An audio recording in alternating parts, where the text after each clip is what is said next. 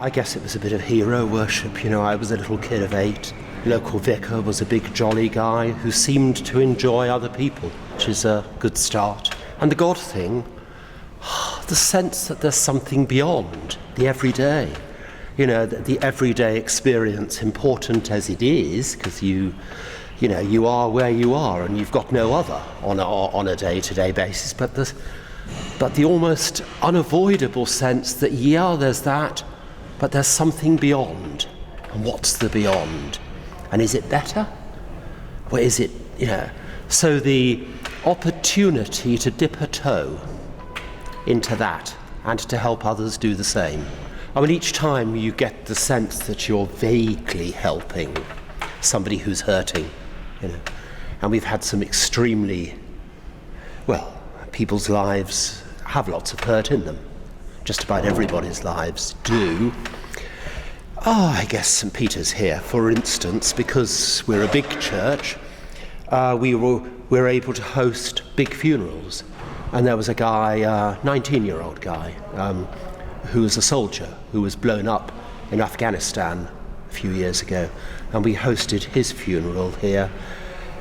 And I had the privilege of going out to his family's home in Kinson and trying to help them put some words together in something that could express their love, and their deep and, in one sense, inexpressible sense of loss that he'd suddenly, one moment he was there, vibrant, 19 years old, all over the place, the next, gone.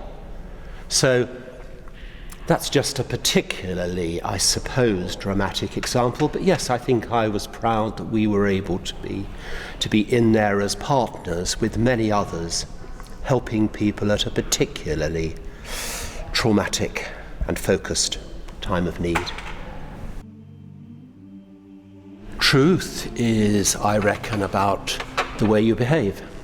It's we're approaching truth when we manage to be loving, when we manage to be real with each other, when we manage to be kind of authentic rather than fake with each other, when we take off some of the masks that we hide behind to keep ourselves safe and to safeguard the power that we like to exercise over each other on a daily basis.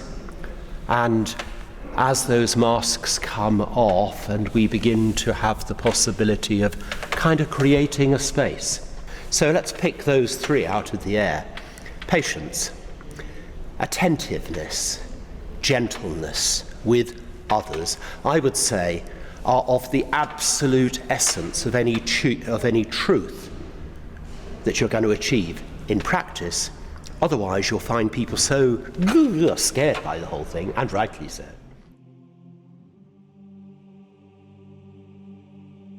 I believe that the truth that is worth pursuing is about relationships which explore what commitment might be beyond that commitment which commodifies, which instrumentalizes, which is me using you, I'm speaking hypothetically as ever, for my purposes.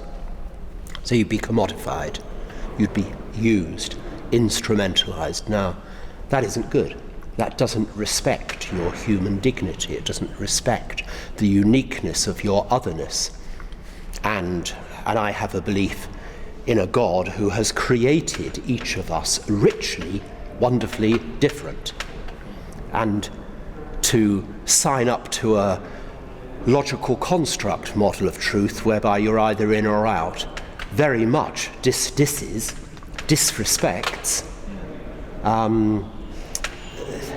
a God who has made us all differently and who develops second by split second our differences are never alone, because we never exist alone. We only discover who we are in relationships with others. That's how we discover truth.